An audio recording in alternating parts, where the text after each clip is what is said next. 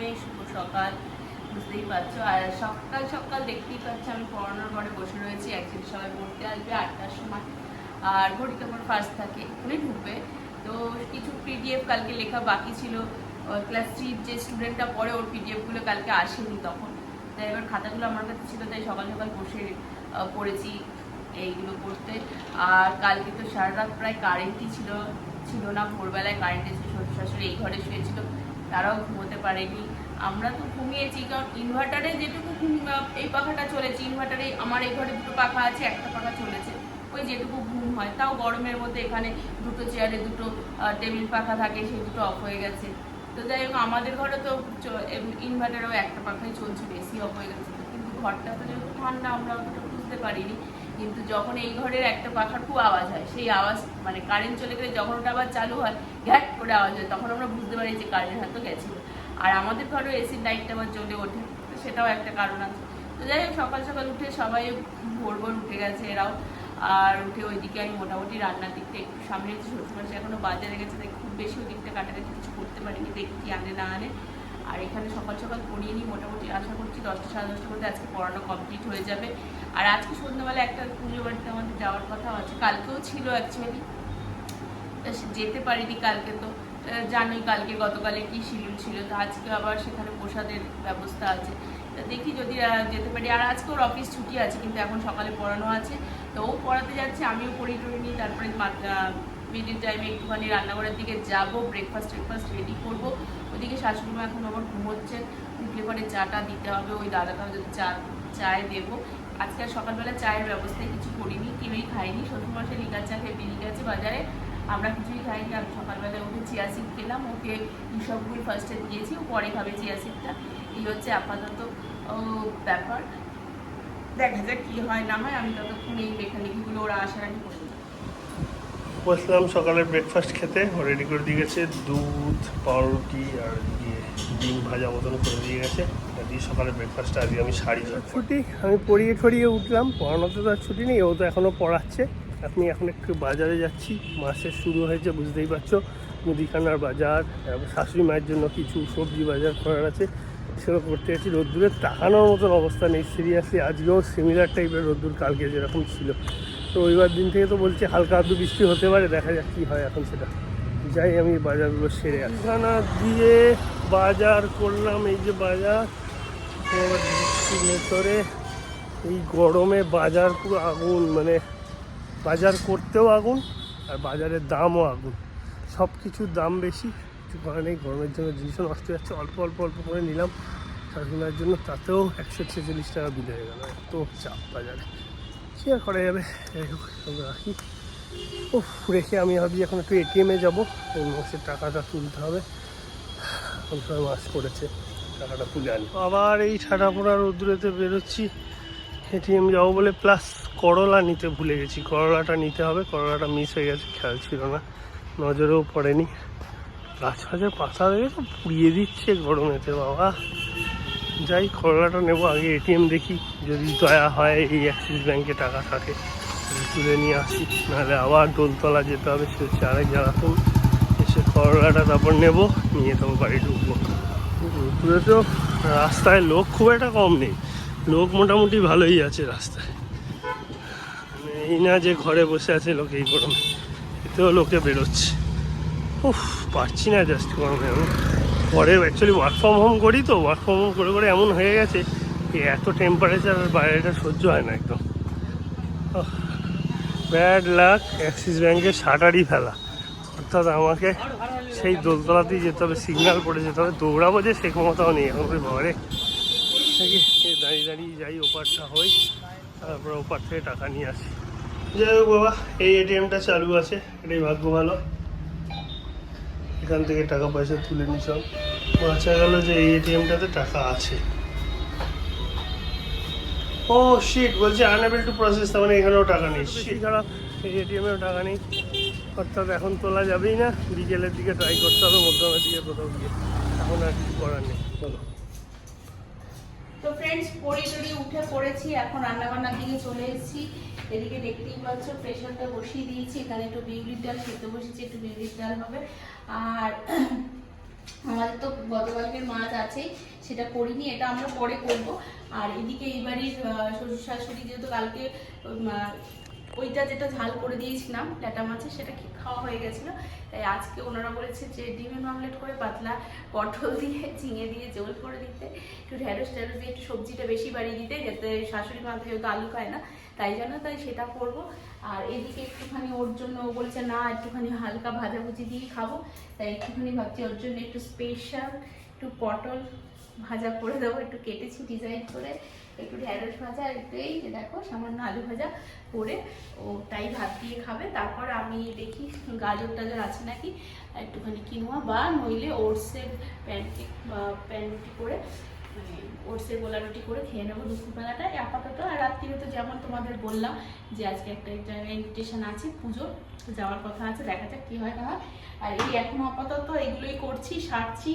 এটা ডালটা হলে ডাল সম্বারা দেবো, রান্নাবান্নাগুলো আস্তে আস্তে সারি। গরমে প্রচণ্ড হিট লাগলে রান্নাঘরে লাইট টাইট সব অফ করে দিয়েছি, একটাই চলছে, নইলে তোমরাও দেখতে পাবে না, তখন বলবে ভিডিও হেজি আসছে।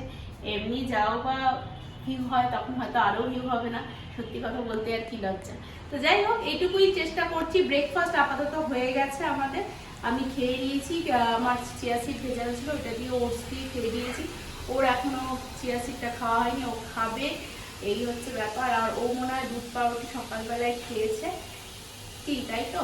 এই হচ্ছে ব্যাপার, কথা না শুনলে যা হবে, কিছু আমার বলার নেই। ওই এই হচ্ছে একটু সারা দিয়ে দিল যে আমি আছি।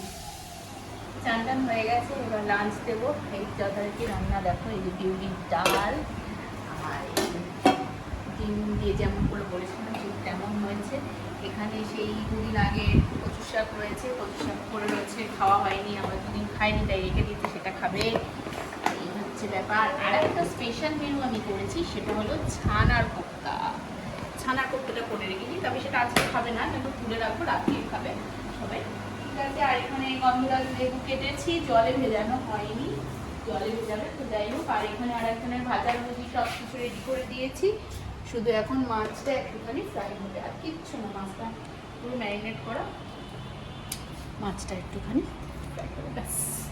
স্নান আমারও কমপ্লিট হয়ে গেছে, ও এখন ওই মাছ টাছ ভাজা করবে বলে গেল, আমিও একটু যাই, দেখি কোনো কিছু হেল্প লাগলে ওকে একটু হেল্প করে দিই, আর বাকিদেরকে খাবারও বাড়বেও, তো ওই সমস্ত করুক, আমিও হেল্প করে দিই, তারপর দুজন মিলে আমরাও লাঞ্চটা সারতে বসবো। আমরা দুজনে দুপুরবেলায় খেয়ে দিয়ে নিয়ে একচোট একটু ঘুমালাম, ঘুমিয়ে রেস্ট করবার পর এখন এই যে আমি আপেলটা অলরেডি কামড় মেরে দিয়েছি, দেখে বুঝতেই পারছো, আর আঙুর নিয়েছি আর আপেল নিয়েছি, নিয়ে দুজন মিলে একটু খাচ্ছি আর রিল্যাক্স করছি।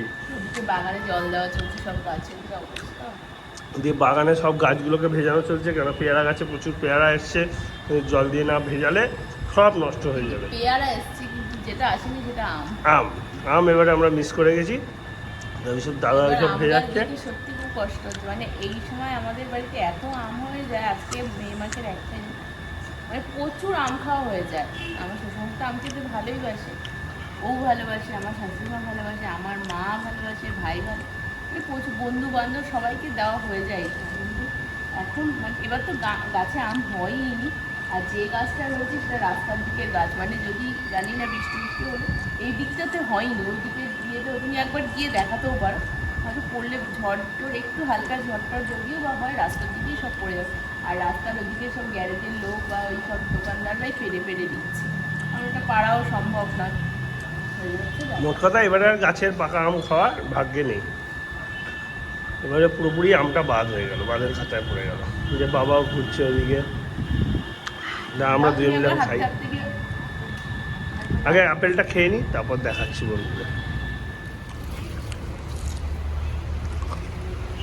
এই দেখো এবারে আমের অনেক কিচ্ছু নেই, পুরো গাছ ফাঁকা, কোনো আম ফাম দেখা যাচ্ছে না, সব খালি। এর পেছনের গাছটাতে কিছু মুকুল হয়েছিল, সেও গরমেতে সব জ্বালিয়ে দিল, কিচ্ছু নেই, দেখো নো আম, একদম আম নেই। তোমরা দেখতে পাবে ওই ওপরের দিকে দেখাচ্ছি তোমাদের, দেখো কিছু হয়েছে একটুখানি ঝাড়েতে, দেখবে এই দেখো কিছু, মানে হাতে গুনেই মনে হয় বলে দেওয়া যাবে কপিস হয়েছে, তাও একদম পুচকি, মানে হিটেতে ঠিক মতন হতেও পারছে না। এতদিনে পাকা আম হয়ে খাওয়া শুরু হয়ে যায়, সেখানে এখন আমের সাইজ হয়তো মানে কী বলবো, এক হাতে ধরো কুলের সাইজে আম হয়েছে, এরকম অবস্থা এখন। নেই নেই, দেখো এখানে একটা এরকম কুচি একটা ছোট্ট না থাকার মতন কোথায়, মানে প্রতিটা ডালে থাকে থাকে আম ভর্তি থাকে, সেখানে আম খুঁজে খুঁজে বার করতে হচ্ছে, এরকম অবস্থা। আম একদমই নেই, একদমই নেই। আর এই গাছটা তো কিছুই নেই, একদম শেষ, ফিনিশ, কিচ্ছু পেলাম না এই গাছটার থেকে। মানে আর এবারে আর ভাগ্যে আম খাওয়া নেই, মার্কেটেও খুব একটা পাকা আম দেখছি না, খুবই যাচ্ছে তাই অবস্থা। সত্যি কথা বলতে ছোটোবেলার থেকে এত বড় হয়েছি এখানে, এত বছর ধরে এই আম গাছগুলোকে দেখে আসছি, এবছরে আমাদের আম গাছের একেবারে সে মহামারী দেখা দিয়েছে মনে হচ্ছে। মানে এইরকম ধরনের সিচুয়েশান কখনো দেখিনি যে একদম এতগুলো গাছের কোনো গাছেই আম ঠাম ঠিকঠাক মতন হয়নি বা আমই হয়নি, এরকম কখনো দেখিনি। কিছু না কিছু অ্যাটলিস্ট হয়, মোটামুটি ব্যাগ ব্যাগ তো হয়ই, যাতে সবাইকে দেওয়াও যায়, নিজেরাও খাওয়া যায় সেরকম। কিন্তু এবারে যা অবস্থা, পুরো আম গাছের মহামারী দেখা দিয়েছে বলা যায়, একদমই এরকম অবস্থা হয়ে গেছে। ও রেডি হচ্ছে, আমি রেডি হয়ে গেছি পুজো বাড়িতে যাবো বলে। তার আগে একটু শাশুড়ি মায়ের কাছে যাবো, নাহলে শাশুড়ি মা খোঁচে যাবে। খোঁচে যাবে বলতে বাজারটাও তো দেওয়ার আছে, তো যাবো শাশুড়ি মাকে বাজারটা দেবো, দিয়ে তারপর ওই পুজো বাড়িতে যেখানে নেমন্তন্ন আছে সেখানটাতে যাবো। এসে গেছি শাশুড়ি মায়ের এখানে। আর কাছাকাছি শ্বশুরবাড়ি হলে, তারপরে এদিকে ওর মেয়ের বাপের বাড়ি হলে কি আর না নিয়ে এসে পারা যায়, নাহলে আবার রাগ হবে, গোসা হবে, ছুটির দিন বলে কথা। যাই হোক, এই যে বাগানের কলমি শাক আর সব যা যা এনেছি সব এখন নামিয়ে নিক, তারপরে এখান থেকে নেমন্তন্ন বাড়ির দিকে বেরোবো। কি বলো? কোনো কথাই নেই। বেরোবো তো, গরমে যেতে ইচ্ছে হচ্ছে। হ্যাঁ হ্যাঁ হ্যাঁ। পুজো তো এখানে কালকেই হয়ে গেছিলো, আমি পরে জানতে পেরেছিলাম বলে আর পুজো দিতে আসতে পারিনি, কেননা দুপুরে ওই গরম ছিল, কালকে এমনিতেই প্রচণ্ড রকম দাবদাহ। তো যাই হোক, এদিকেতে এখন সব বরণ ঠরণ চলছে, ভাসানে নিয়ে যাবে বলে সবাই রেডি হচ্ছে।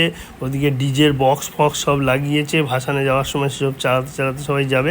শীতলা পুজো তো, শীতলা পুজো তো ওইভাবে ভাসান দেয় না, কোনো একটা পুকুরের ধারে বা গাছের তলায় রেখে আসবে। এই দেখো অলরেডি এখানে ভ্যানে ট্যানে তুলে ফেলেছে, ওদিকে ডিজে ফিজে সব বক্স টক্স লাগাচ্ছে, সব চালানো হবে। এদিকে সব একদল লোকজন নাচানাচি করছে গান চালিয়ে, এই সমস্ত চলছে আপাতত। আনন্দ উৎসব গানটা চলছে বলে আমি ওগুলো শোনাতে পারলাম না।